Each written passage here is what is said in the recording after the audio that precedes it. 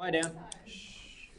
6G, solving inequalities. Now remember from chapter 3, I told you the hardest part in quadratics was inequalities, and most of you picked it up. Most of you picked it up and you improved on that. Fantastic. The good thing now is you're going to do it again, but this time you're doing it with cubics, and hopefully by now you'll pick it up. You'll find that you pick this up much faster than you did the first time when you did quadratics, and that's the goal. I'm trying to reiterate the same skills that we did in quadratics.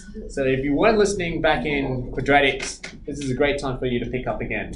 Yeah. So that's the thing about mathematics. They all intertwine with each other. It's all about taking your steps and moving forward. It's when you lose track of your foundation that's when it gets hard. Okay. So here we go. 6G, solving inequalities. Let's start off with a simple problem, okay? Now, what we're used to is, we're used to sketching the equation, which we did yesterday, and you guys did this beautifully. You could sketch this graph without any problems. That was fantastic. What you were used to is that instead of less than or equal to 0, you were used to it being equal to y. Okay, so usually this is what you would see. I would say, sketch the equation of y equals to x minus 1, x plus 2, x minus 3. You have no issues there. When I say find the x-intercepts, you say let y equal to 0, and then you can tell me the x-intercepts yesterday, and you had no issues with this one either. Okay, yesterday you were able to work through that, and you said the x-intercepts were, it's either x minus 1 equal to 0, x plus 2 equal to 0, or x minus 3 equal to 0, and you solved for x and you knew x equals 1, or x equals negative 2, or x equals 3, yeah? This is from exercise 6D already, yeah, solving equations.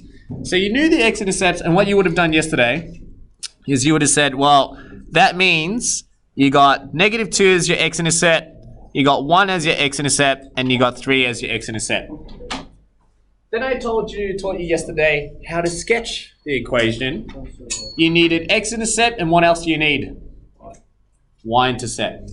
How do you find the y-intercept again? What do? Let x equal to 0. That was all you ever had to do back in year 9. If you let x equal to 0, you can find the y-intercept. So in our case, you would now have 0 minus 1, 0 plus 2, 0 minus 3.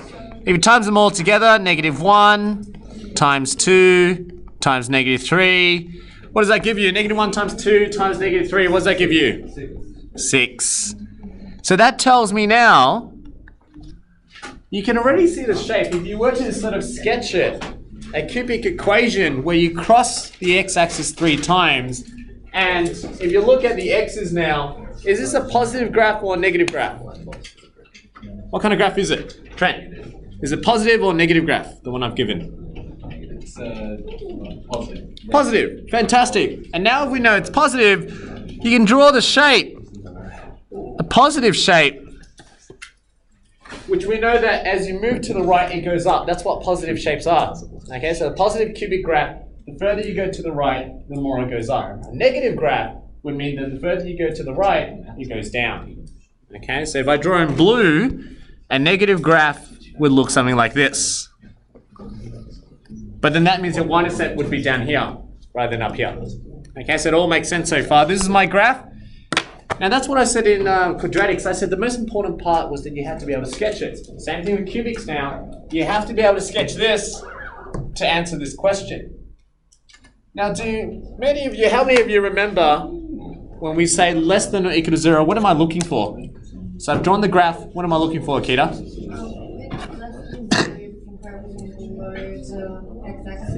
Fantastic. Fantastic. Boys, Finn. Were you listening to Akita? No. I want you to listen and stop talking, yeah? And it happens every session. I'm telling you and Trent the same thing over and over. Cool? Just don't want you guys talking one. Alright, here we go. We've got a graph. And what Akita said was true, that if you have less than or equal to 0, what you're saying here is you want, when is the graph below the x-axis? Because that's where y equals 0. Right here is where y equals 0. Right here is where y equals 1. Right here is where y equals 2, 3, 4, 5, 6, 7 onwards. But you're asking when is y less than or equal to 0. So if this is 0, less than or equal to 0 on your y-axis is everything down here. So the question is, where on the graph is it below the y-axis? Now I can highlight that for you. I can say, well, it's below the x-axis right here. This is below the x-axis. This is below the x-axis.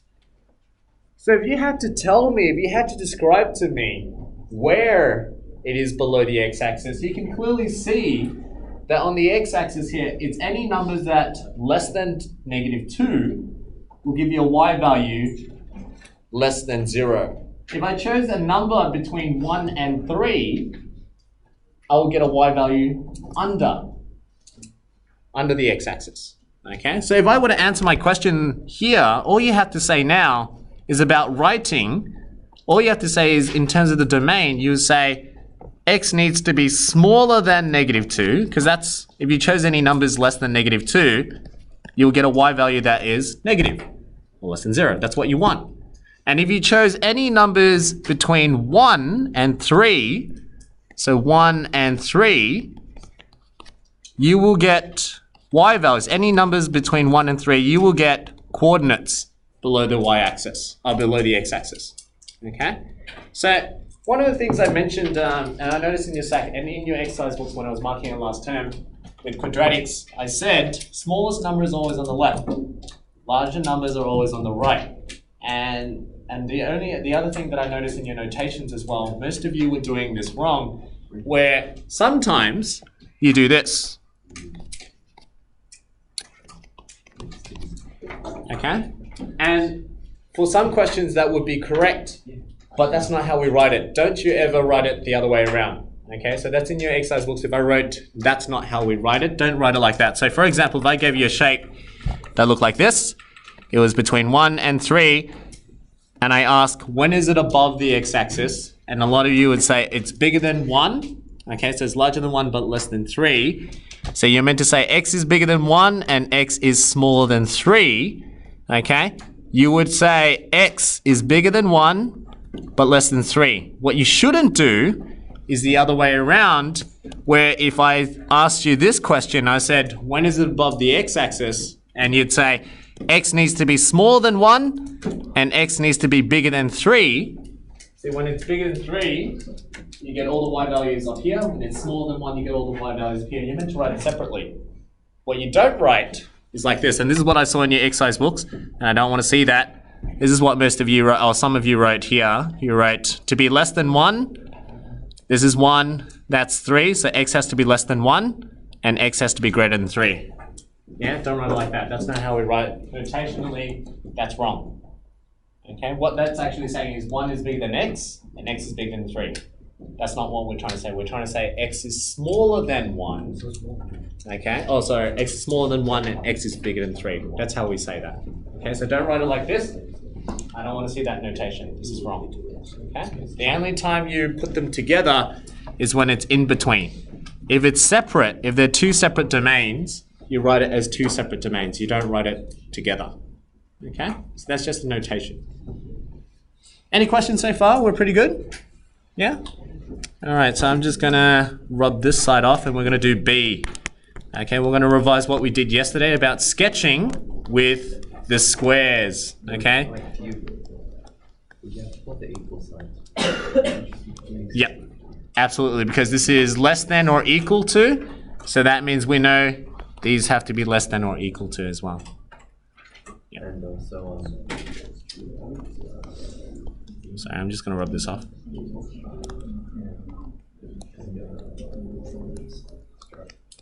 Alright, there we go. Do you just write that and that, or do you have to write and in order to get English? No, you can write this and this. Okay. Yeah. Normally I do write the and, just so that they know. Normally I use interval notation. I don't use set notations, but because you're starting off, we're just using interval notation at this point. Set notation at this point. Yes? In your textbook exercise, you don't write like with -2 and infinity, like it uses different notation. Yeah, so and that's what I meant. Normally I would use interval notation. So this one would be -infinity up to -2 inclusive. Union, this would be between 1 to 3 inclusive. Now those are called interval notations, and I haven't taught you guys the language of mathematics. You might have learnt it a bit in year 8, but you haven't learned how to use it yet. Year 12, the first chapter, you learn to use that more. But right now I'm just teaching you set notation. So the one above is called sets, and the one on the bottom is called interval. Okay, and when we get better with our languages and whatnot, I'll start teaching the interval notation. But at the moment, you're just going to write in set notations because it's easier, because you know the greater and less than signs. Okay? Right, here we go. Let's go to the next problem. Let's go to the next problem. Here we go. X minus 1 times x plus 3 squared fin. Run away. See that again goes in my pocket for the day. Cool. Here we go. X minus 1 and x plus 3 squared. Now yesterday I mentioned about the squares. The first thing you want to know is when you have 2 brackets, unlike the first one you had 3 brackets, that tells you 3 x-intercepts. When you have 2 brackets, it would imply then you have 2 x-intercepts, right? Now where are my 2 x-intercepts? It's at either x minus 1 equal to 0 or x plus 3 equal to 0, which is negative 3. Okay, so this one would be x equals 1 and x equals negative 3. So I want you to write down the values. You got negative 3 and 1. Yep. Good. Perfect. So it has to be a positive shape because you got to check the question. X times x, but with a square, that becomes an x cubed, but it's a positive x cubed. Right? So if you square this, you get x squared, but then x squared times x gives you x cubed. And you can see it's a positive shape, which should look like the one on the left. It should look like this. But because there's a square on the 3, see, notice there's a square over here. That means it has a turning point. So when I draw the shape, the turning point has to be at negative 3. So when I draw it, it should look like what Sydney said. It goes up, turns at negative 3, and then it crosses through 1. Okay, so that's what I taught yesterday. The difference is if I changed it to x minus 1 squared times x minus 3, how that would change is it would look like this. So it will go through negative 3, but then it turns at 1. So that's if you had x minus 1 squared multiplied to x plus 3. That's what that would look like. But it still maintains the positive shape. Okay, so it depends on where the square is. Now, once you've drawn the shape, that's all you needed. Answering the question is easy once you've got the shape. So now you've got the graph. What you want is when is it less than or equal to 0? So when is it less than or equal to 0? Looking at it, you can highlight. Yeah. You can see it's at the bottom of the graph. Well, I'll do it in yellow.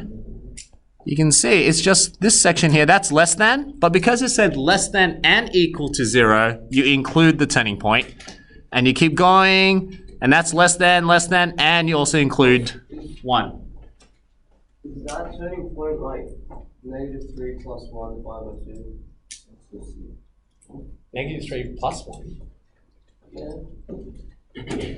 No. So that like negative 1 or like x or something like that. Oh, you mean like, oh, I see what you're trying to say. No, that's the thing. So quadratics, you were right. That the turning point would be the center of these two, but in cubics it's not symmetrical. So because it's not symmetrical, you can't say half of it is the middle. We don't know that. Because it could just be a bit thinner, it could be a bit wider, it might not actually be the middle. So the middle of negative 3 and 1 is what you're saying. Negative 3 plus 1 divided by 2, what you're doing is you find the average. But the average doesn't tell me that it's the middle. Because cubic shapes can be very different, whereas squares, they're even numbers. So they're very symmetrical. So if you draw like a quadratic shape, it's always symmetrical. You can always halve it. That's why we find the average. But in cubic shapes, cubics, you can have a very thin one and then a wide one. That can happen. You can have a very, like a large one and then a thin one and then it comes out. So you don't know in between these two whether that's the center or not. You don't know. That's why you can't do negative 3 plus 1 divided by 2 to get that turning point. Okay. So turning points in cubics, you won't learn it until the end of year, until I teach you calculus. At this point, you don't need to do them. Yeah. Okay. Now answering the question, you want anything less than or equal to 0. So here we go. We want less than or equal to 0. You've got anything that I've highlighted. And you can see it's any values less than 1. Anything less than 1 will give me all of these. Less than or equal to 1. So all you have to say here is x less than or equal to 1. This is your answer. Okay, so when they say solve for it, when will I have a less than or equal to 0? Choose any numbers less than or equal to 1, sub it in, and you get y values less than 0. Okay? Trent. Thank you. Yeah. Okay, excellent, good. Now, just in case that you're having troubles understanding,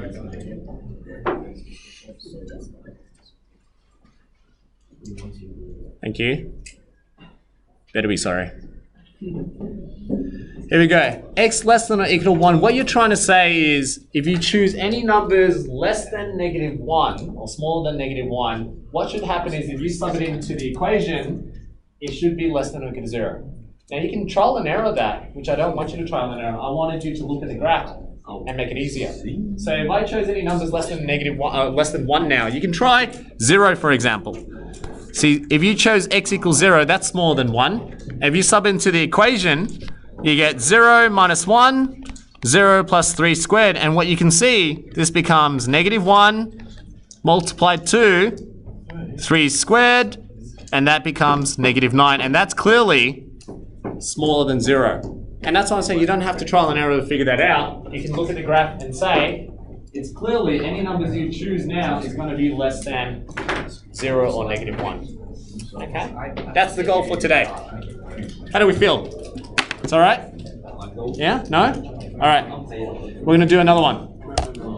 Here we go. Sorry, last one. Over here. Last one, guys, and then I'll get you guys to do some work. Question 2. How do I do... Ryan. How do I do if I have 2a, I've got x cubed greater than 4x? Because that usually comes up in the exam and students will then find this difficult to do. Most students will learn how to do questions like this one. And then this one is just learning to sketch this graph and then answer the question, right? To sketch this, that's exercise 6F. So if you go back to 6F and practice that, you should be able to sketch this one now. Or if you've done my homework sheet, the last 2 questions allows you to do this question here. Okay? Now, what I'm interested in is how do you do this question then? So if you got x cubed and you want that to be larger than 4x, what's the first step? How do we do this problem? It's very easy. Make one change and it's all similar. Say that again, Ben? Subtract what? Fantastic. You see, the problem is you're used to seeing something like this and it has a 0 on the right hand side. Then rearrange it. You can do the same thing. See, with this question here, you can do the same thing. If I said minus 4x on both sides, you can see 4x minus 4x becomes 0. And now you got x cubed minus 4x. That's very similar to what you've been doing. Now from here, your job is to sketch x cubed minus 4x. Now this one's easier to work out because all you have to do to sketch is factorize. That's the goal. Everything you've done so far, quadratics and cubics, every skill you've learnt is to help you factorize. Now if you were to factorize x cubed and minus 4x, what's the most obvious thing that you can factorize already? X. Take out x, you're left with x squared minus 4 greater than 0. Now going back to quadratics. How do you simplify this one? How do you factorize that? Dots, difference of perfect squares. And that's what I was trying to say. That was 4b for you to understand how to factorize. This one now becomes x minus 2, x plus 2, difference of perfect squares. Now that's easy to solve. Now you've got the same problem as the first one I gave to you. X equals 0, x equals 2, and x equals -2 on my x-intercepts. So if I were to sketch this, you can see this is at x equals -2 and x equals 0.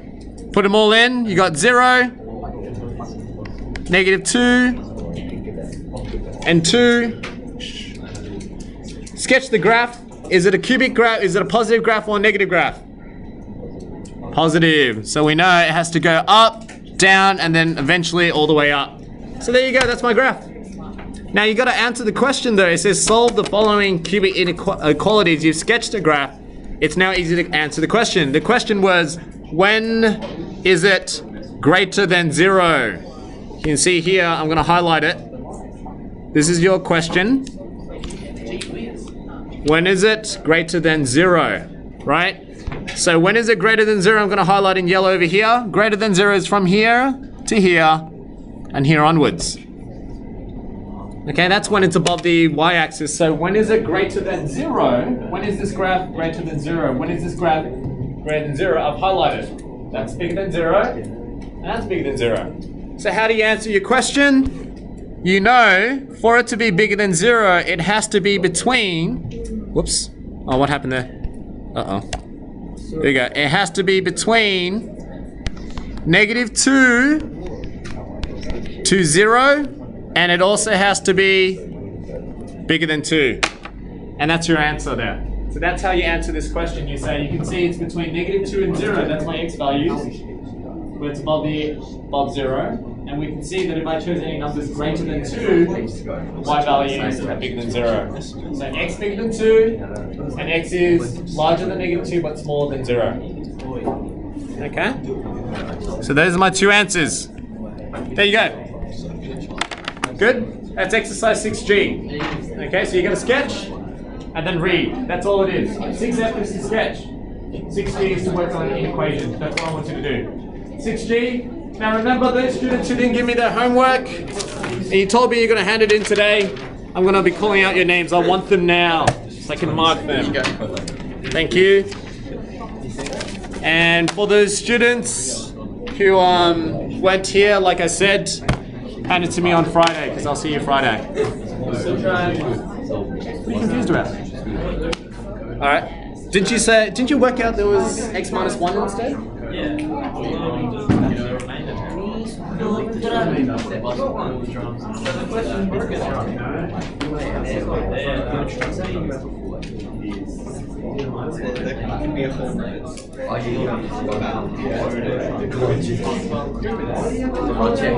I really want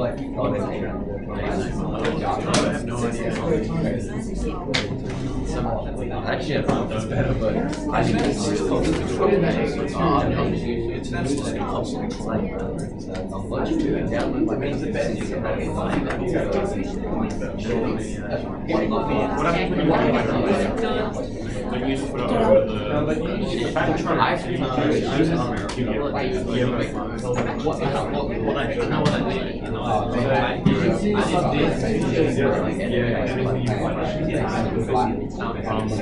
So you never get a remainder when you're in. Yeah, same, but you can download it. You can download it. Zero remainder. So you take that, but then you use remainder. You want a remainder.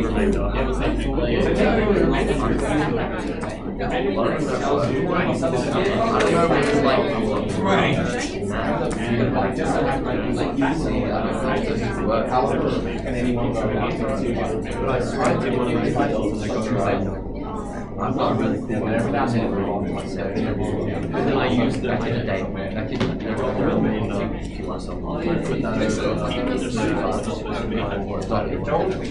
you'll see it.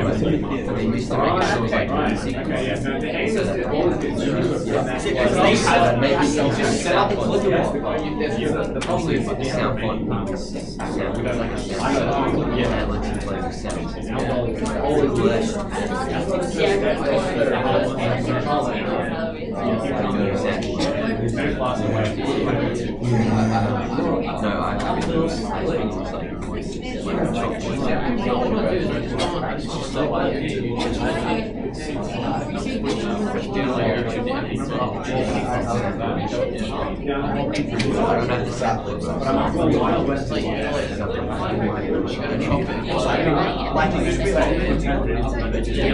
Boys, you're talking constantly.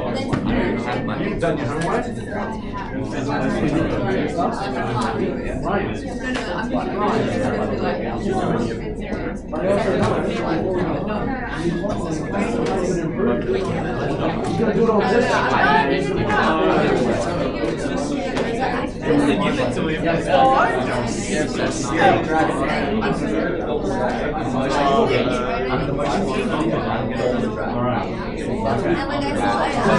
Yeah, you guys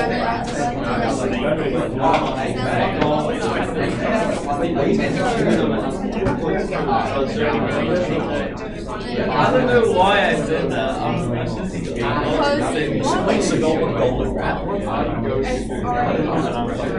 Really hard, and you